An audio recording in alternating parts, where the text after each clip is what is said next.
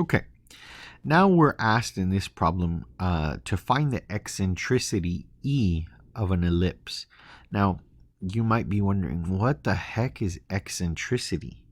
Okay, but the thing is that if you think about a circle is a very special case of an ellipse. Okay, so it's actually one of the other conic sections, if you will. All right, so a circle is a special case, and if we are talking about eccentricity of an ellipse, we're talking about how close is an ellipse to becoming a circle. And that's this ratio of the focus to the intercept of the major axis.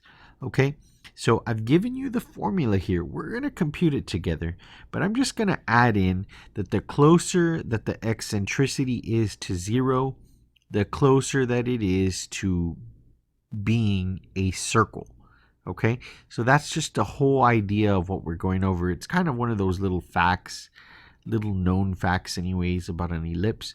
But let's go ahead and dive in to solving this last problem here. It says x squared plus 2y squared equals 6. So if you know anything about ellipses, you know that it actually has to be equal to 1. So we're going to force it to be equal to 1 by dividing everything by 6. And in doing so, we're going to get the fractions that are very typical of an ellipse. Okay, now we're going to reduce in just a second, because if you notice right here, 2/6, that can definitely be reduced. So let's go ahead and do some reduction, if you will. We're going to reduce these fractions.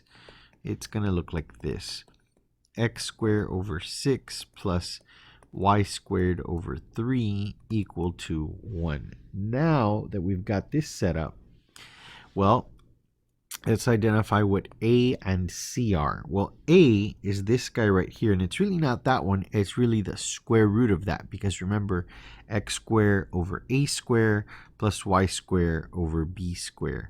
All right, so it's actually the square root. So kind of keep that in mind. This one's not a perfect square, but don't let that deter you from trying to solve the problem. To find the focus, if you recall, it is c squared equal to a squared minus b squared. Well, we've got a and we've got b. All right, so this was a, and this one, and it's actually a squared, and this one is actually b squared. So I guess I could write down b is the square root of 3. That would be helpful. And to find c squared, well, we're going to have the square root of 6 square, which is just 6, minus the square root of 3 square, which is just 3. And that's going to be 6 minus 3, which is 3. So the c squared equals 3.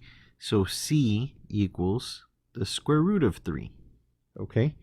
C equals the square root of 3.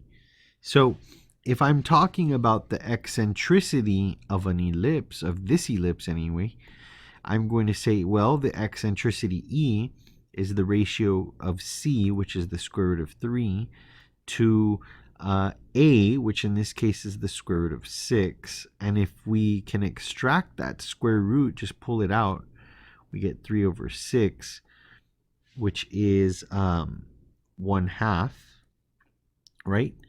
And that really, when you take the square root, you end up with 1 over the square root of 2. And you can rationalize that denominator by multiplying the top and the bottom by the square root of 2. So you end up with something that looks like this, the square root of 2 over 2. So the eccentricity, E, is equal to the square root of 2 over 2. And I'm going to say that as a decimal, that's probably in the ballpark of 0.7, somewhere in there, maybe 0.707, something like that. And so that's how close this ellipse is to becoming a circle. Remember what I said, the closer it is to 0, the more circular it becomes, if you will. And that's just the whole idea here behind eccentricity but really nothing to it. So if this video was helpful, as always, be sure to like and subscribe.